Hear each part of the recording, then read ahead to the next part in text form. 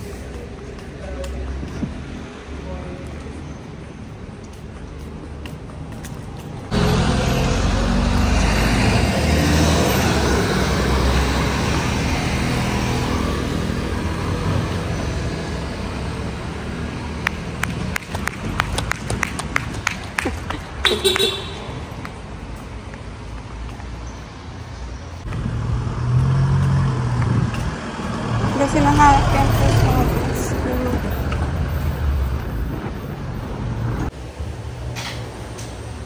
Ayun na nga guys, hindi ko nakuha yung parcel ko. Nakakainis. Ngayon, in-email ko yung nagpa-courier sa akin galing China. Kasi umorder ako ng item. Ayun na nga, hindi sa akin pinadala. Wala tayong magagawa doon kasi hindi naman tayo pwedeng makipagtalo sa Malta Post Office. Kasi ayaw nila, sabi nila, hindi daw pwedeng malaman kung sino yung nakakuha ng parcel. Kasi bakit sa akin sinend yung email, diba? Ayun, it's not good.